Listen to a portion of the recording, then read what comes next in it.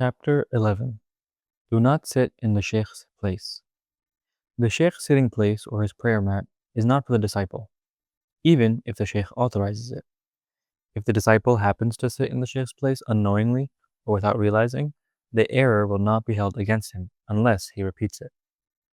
These spiritual and practical etiquettes or adab of the spiritual seeker must be exercised both in the external and internal, unlike the common people who only conform externally. Know that it is only by their respect for adab that the Sufis have received the graces of Allah Jalla Jalaluhu, His blessings and His secrets, for nothing but good adab towards the Shaykh can lift the veil separating the wayfarer from his Lord.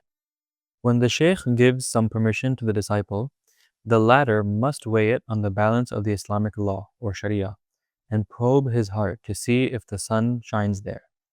Otherwise, he must adopt the external courtesies and follow the Shaykh's instructions until Allah Jalla Jalaluhu illuminates his heart.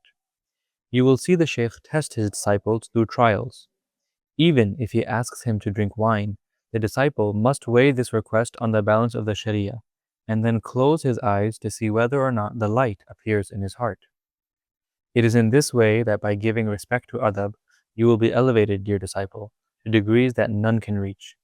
The Prophet ﷺ said, Abu Bakr as-Siddiq did not outstrip you by his prayer or his fasting. He surpassed you by a secret lodged in his heart. That secret is adab.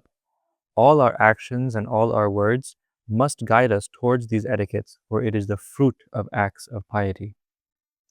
Indeed, the man who manages to forsake sins is the one who has burned this worldly life, this dunya, from his hand and from his heart. How many dare to say that the here below has no more effect on them, even though it still remains in their hands and they still own many material possessions? These people are lying. They claim to renounce this worldly life but still possess its goods and are immersed in sins. Sincerity can only truly be tasted through poverty, which must be lived and experienced until the wealth of this world has no impact on the heart. Thus, no matter where you live, dear seeker, strive to make your heart a paradise. This path of tajreed, or stripping away everything other than God, and spiritual realization cannot be traveled without being attached to a Shaykh, a knower of God, an Arif Billah, who will extract the here below from your hands and then from your heart, O disciple.